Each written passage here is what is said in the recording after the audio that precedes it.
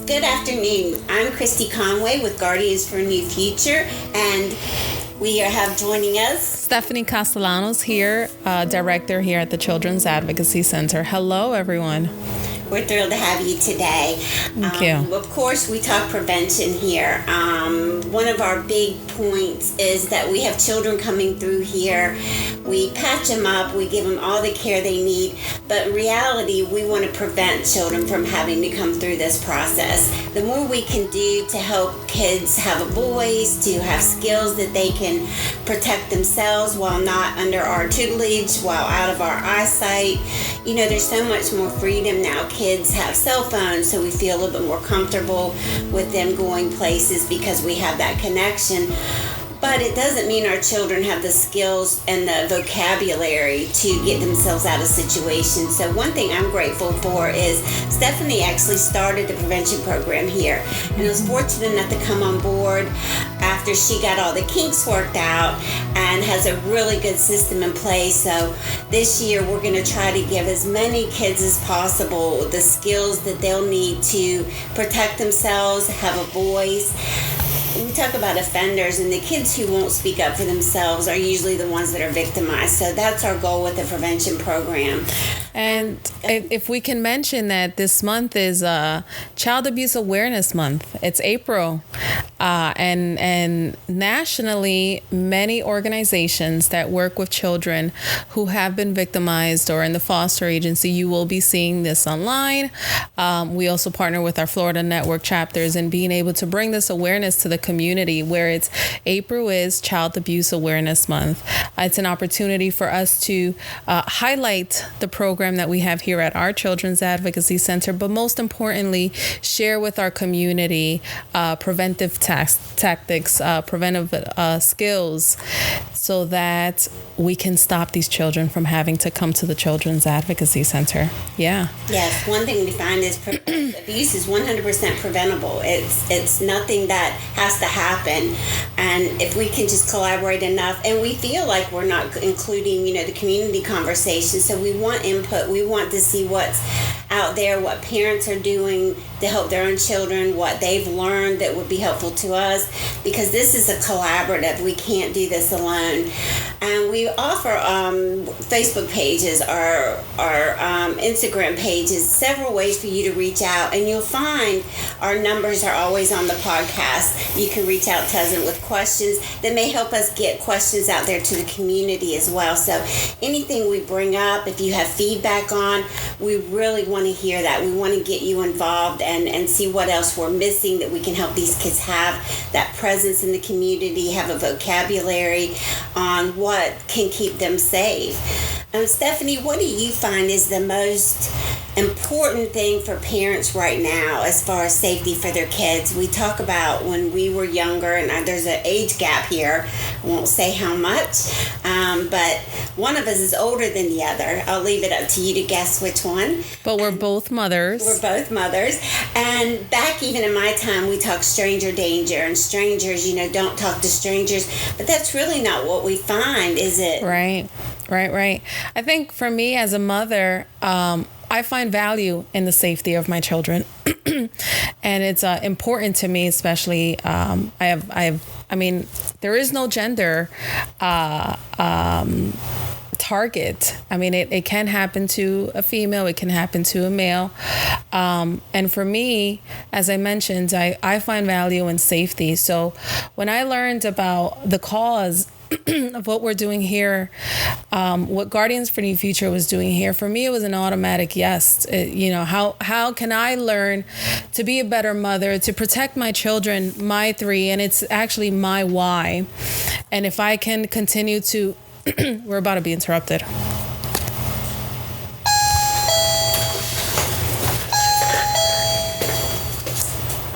what's up? We can go. So what was it? Oh, it's the Monique bra. Thank you. That's timely.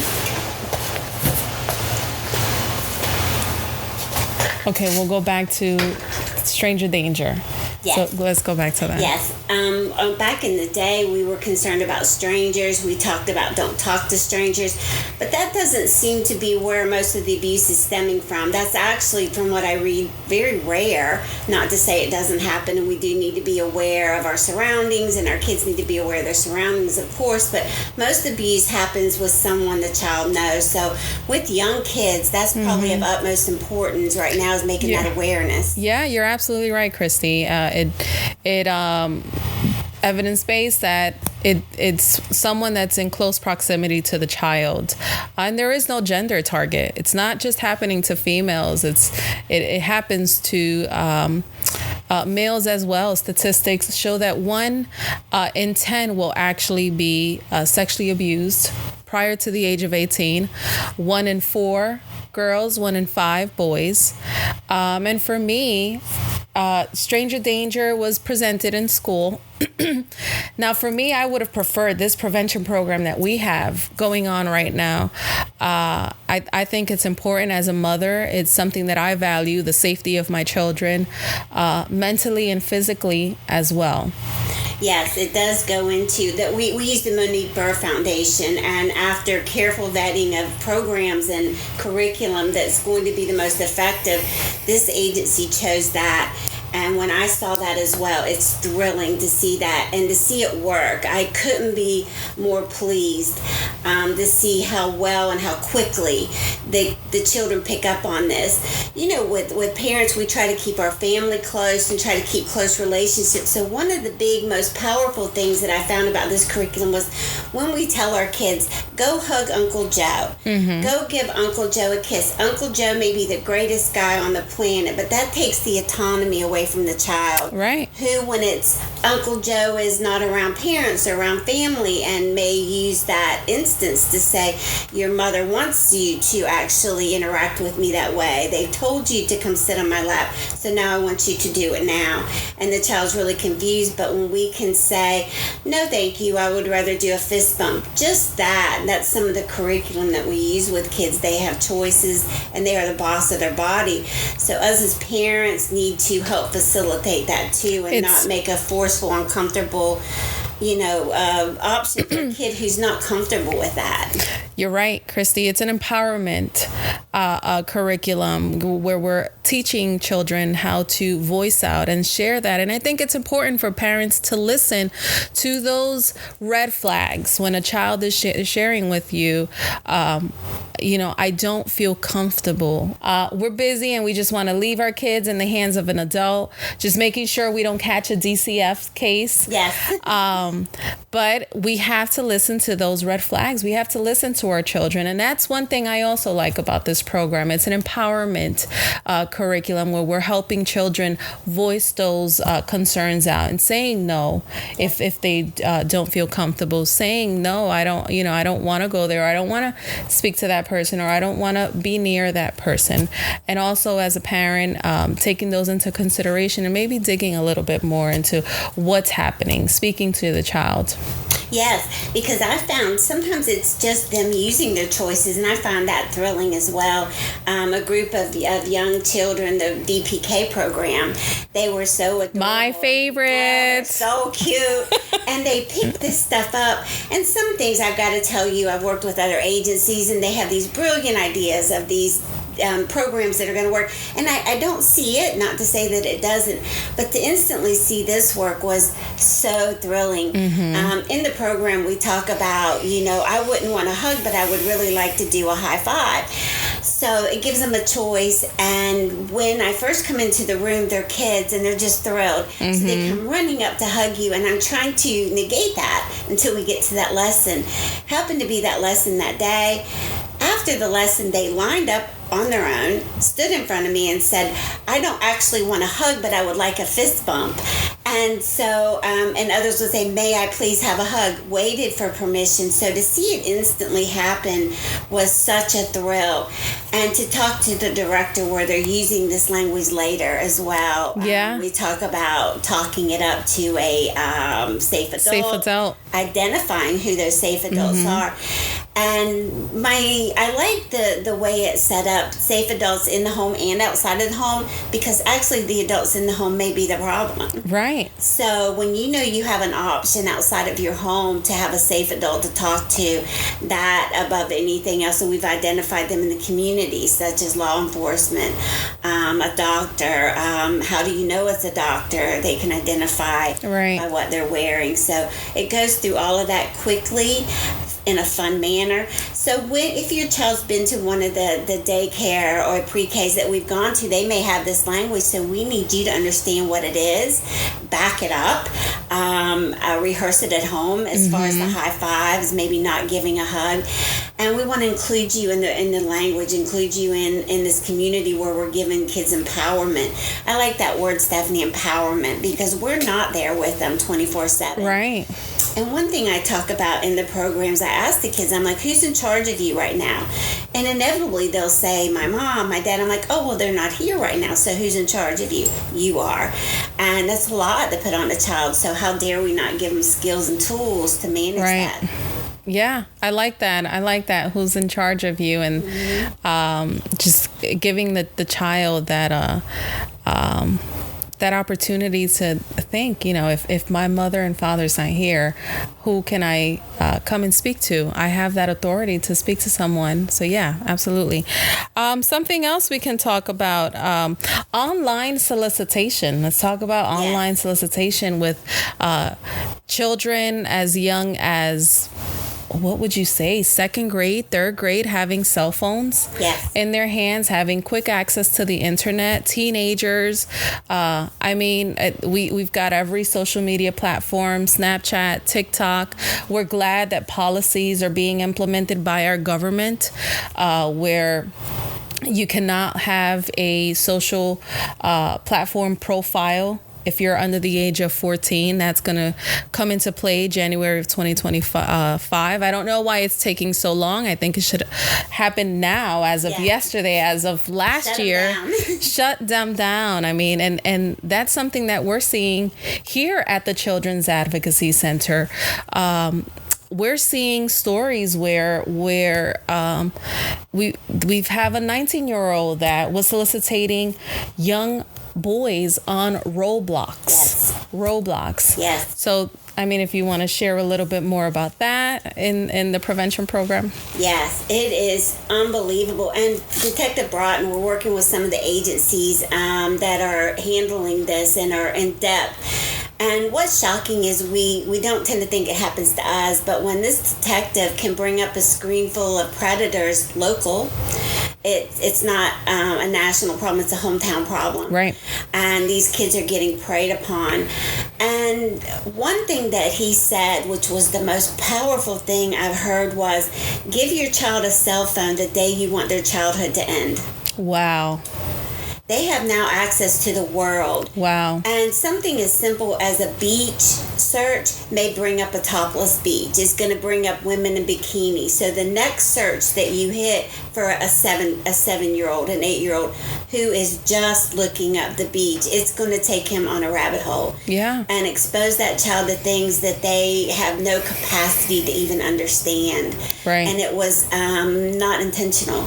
So giving that kind of access to even a 15, 16-year-old, you look at what that's opening up to them. So when you look at a 7, 8, 10-year-old, it's just poisoning their mindset before they even know what these things are. It's true. And one of the lessons in our Monique Burr Foundation curriculum is digital safety. Yes. We actually teach children that their location can be on, that they should not be just surfing and scrolling. And I love it because we can use our visuals and share with them exactly how a cell phone would look, exactly how a tablet would look, not to just scroll, to come to a safe adult and ask if this is okay. Something else that we do with our prevention program is share with parents on how to turn off those locations. Many parents don't know that that's an actual thing where the location is on. It's an immediate downloading an app and your location is on. So your child's location is being exposed to just a stranger online. Snapchat. I mean, the worst. The worst. Yeah. It really is. And I tell kids, like in a small town, we did some work in Okeechobee, and of course we cover the entire 19th Circuit, and we have programs in all of those, getting as many kids as we can, that if you mention in Okeechobee that you are going to Walmart with a friend at 2 o'clock, there's only one Walmart in Okeechobee. Of course, now everybody knows exactly where you're going to be. It's innocent, it's banter among your friends, but somebody that's been watching your child through social media, that's been watching or maybe even stalking that child, now knows exactly. So we got to get into the mindset of a kid, which thankfully a lot of them are innocent, but we've got to be the bigger people to look at what that looks like and to monitor their phones every day.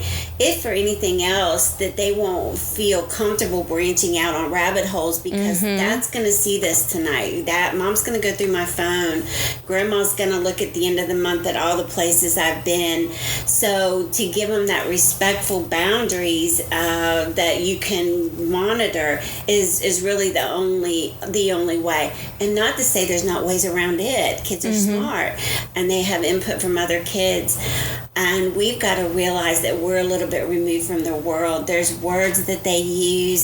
Some are funny. Riz, I promise you I don't know what that Riz, is. I don't know. I've never heard it. What is Riz? They have charisma.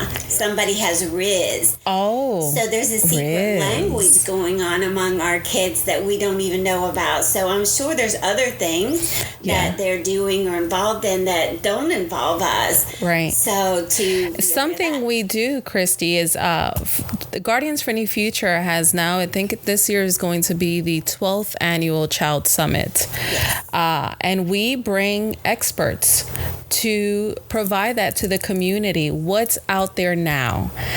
What language is being used? And we utilize our law enforcement, Detective Broughton, and others that are active as they respond to these cases, and we share that with the community. That way our parents, myself, are educated, and we can prevent child abuse from actually happening, prevent online solicitation. And I can't say that enough. We don't want another child brought to the Children's Advocacy Center.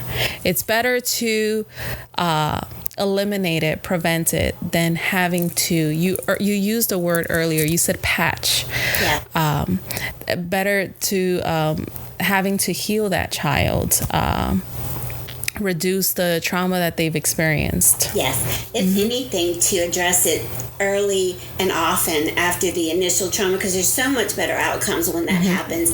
I think what happens is generally something's happened in a child's life, they manage, there's other things going on, maybe they've never disclosed, and it may reappear when they have a child. The triggers are there and they are suffering. So sometimes they self-medicate. That's where we get a lot of addiction. Sometimes it'll turn into an anxious depression because they can't manage the emotions they've never dealt with. So when we look at later, ignoring it doesn't go away. That's going to impact and affect their children now. And it can be secular, it can be generational. But to have the open conversation about it, it's okay to get the help you need, that you needed when you were a child, and now to assist your child, because this has happened. There can be really good outcomes. There's resiliency. People go through terrible things and come out on the other end. Right. So if this has happened, it's not the end. It can be a beginning. But the more we can get ahead of it and not have to deal with adults who've gone through this trauma later, who are trying to raise their own children, the better outcomes we're going to have. 100%. And we talk about with prevention, I always like that Desmond Tutu quote. I have it everywhere. I have it in my office. I have it at my house. And the scenario is basically there are people drowning. So a person comes up and is pulling these people out of the water. This person walks away and everybody is like, where are you going? There are people still drowning. And this person says, I'm going to go upstream and find out why they're falling in. to get ahead of it. Instead of rescue mission, it's a prevention mission. Proactive, right. So this one child who may tell neighbor Joe, no thank you, I don't want to sit on your lap, that could have avoided a victimization for that child's life. If not, predators groom, and they're looking for the child who will sit on the lap, who won't speak up, right, who won't have a voice, who won't say anything later. So if our children are not that child, then the predators are going to have a hard time victimizing our kids. Right. And Christy, what if we were to have a parent that says, I'd like to learn a little bit more. I'm interested in being able to be proactive in my home. What can I do? What do we have going on? We have a couple of virtual trainings going on this month. We have resources. Let's share that. If you want to share. Because instead of just talking about darkness to light, yes, and there's a couple, and it's just not like we authorize these curriculum because we have we're vetted in it. These work, and that's why they were chosen. We don't have partnerships. We don't have any financial, commitment to these people. These are what works. So the other one is darkness to light, and it is going to help you understand what this looks like, how to protect yourself, how to protect your workplace. If you work with kids, if you know people that work with kids, it's been incredibly valuable.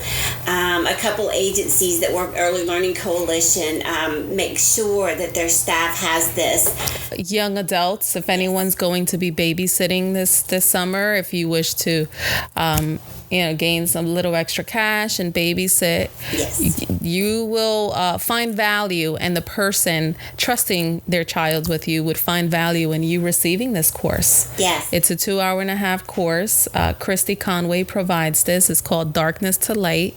And how can they access this? You can scan the QR code and please join us. If you have a parenting group, if you have a preschool group, a church group, a book club that you want to group together to join us for this, you're going to be thrilled with the information that you're going to walk away with. Right. It is going to help you. I am in this work and been in this work for a long time. The first one I saw Stephanie present, I was stunned at what's there and how the work behind the scenes that people have come up with, these avenues that we can use to help protect the environment that the kids are in. Yeah. How to protect ourselves as adults so that it won't look untoward if we're in a situation, how to conduct ourselves. If we're alone with a child, basically, what can we do to make that child feel more comfortable, to bring in other people, to make the environment better so that it's safe and everybody feels safe and comfortable.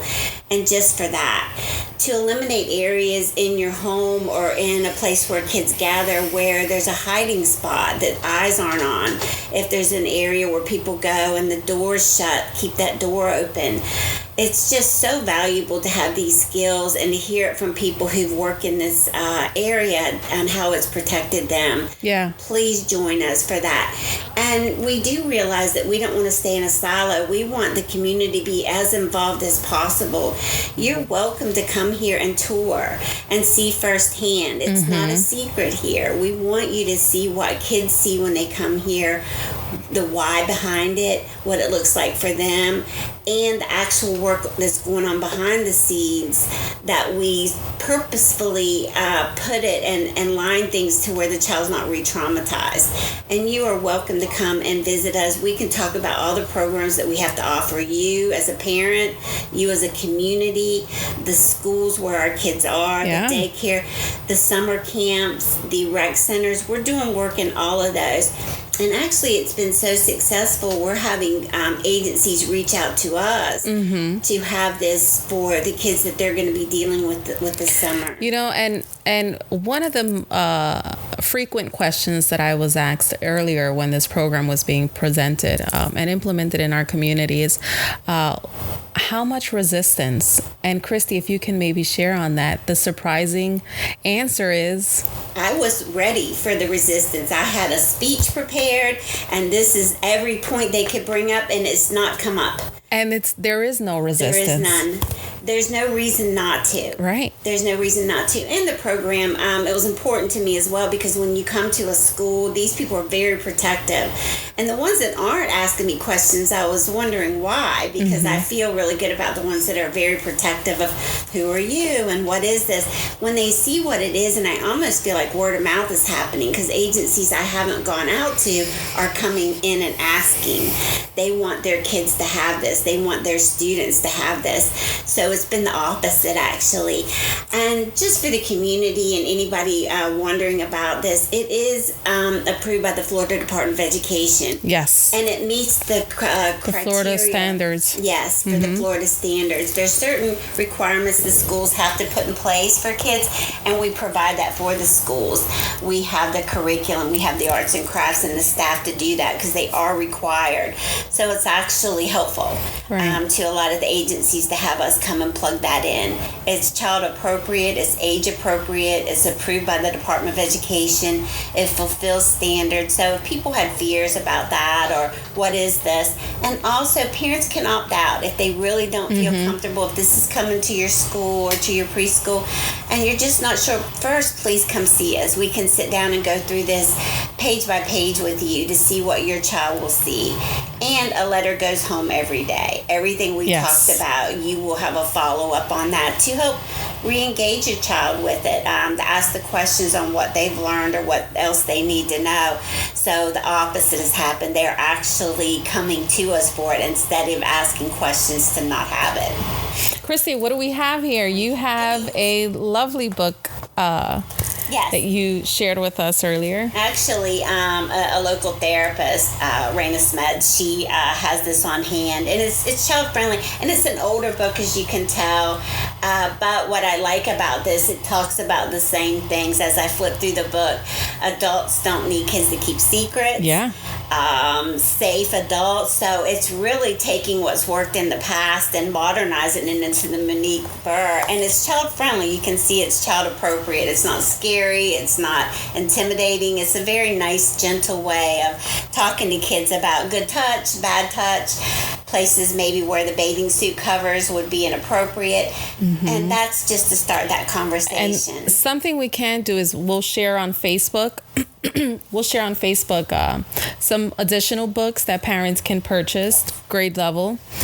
Here we also have some additional books. These are free that we can hand out to the community. And these are more for sexual behavioral problems and just, educating yourself, and we can go into details, as Christy said, speaking with you and providing you with more information. But here we have Stop, just for kids with sexual touching problems. We have Supporting Families of Adolescents with Illegal Sexual Behavior. It's taking action is what you're doing. We also have here Supporting for Families of Children with Sexual Behavioral Problems. So maybe we have that parent that says, my child is now learning and experiencing their body parts, and I don't know how to communicate. I don't know where to start.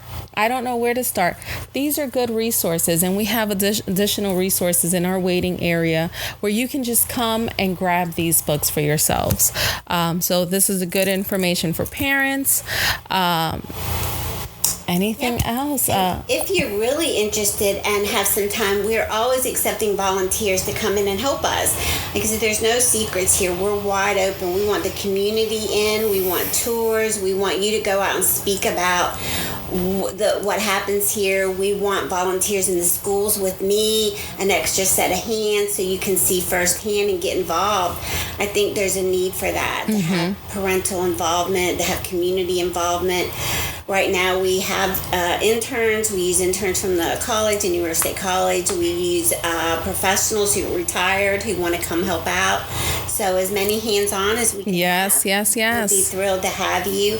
And people are always asking how they can help out. What can they do here? Those are some of the avenues. If you're busy and just want to kind of financially support what we do here, I think a lot of people think that we're funded like a police department or are a government entity, but we rely heavily on private donations. The community. And it's going to be important to us, especially this year. There's been federal cuts that we need that support. If you're not able to come help us hands-on, then maybe that financial support will be your way of contributing to what we're doing for the community. The most basic way is the $12 a month. Right. I spend that a week on coffee. So to just have that regularly coming in is huge for us. More, the better. If you have it in your heart to do that, that's going to be powerful for us. And we're very financially, fiscally responsible for the money that goes out. And it does nothing but help the kids and the families here. So we want you to come experience that with us and help us as much as you can and get involved as much as you can, because really the future of our community and the future of these kids relies on us. So please join us. Yeah. All righty. Okay, thank you so much, Stephanie. It was great. I know you're super busy for taking the time to sit down with us. It's a pleasure and an honor. Appreciation for starting this and let me pick up the wand and go from here. It's amazing, and I'm thrilled to be part of this and thrilled to be under the tutelage of Stephanie and what she brings here to the Children's Advocacy Center. It's a pleasure and an honor. Myself, Christy, and we could not have chosen a better person to have expand this program. I'm just giving her the eye. We decided we don't want it to be about us. So I'm like, All right, let's go back. So, yeah, we really have a great appreciation for each other and respect for each other. So I think it's just the family that's built here and the work we do is amazing. And I could not be happier to be a part of it. And before we end, if we can just share, we have a website. It's www.GFNF4Kids, KIDS.org. You can find us at 8561 South Commerce Central. We are located in the PGA, the old PGA Learning Center, located in Port St. Lucie. We do serve all 4 counties, and that's Martin County, St. Lucie County, Okeechobee, and Indian River County.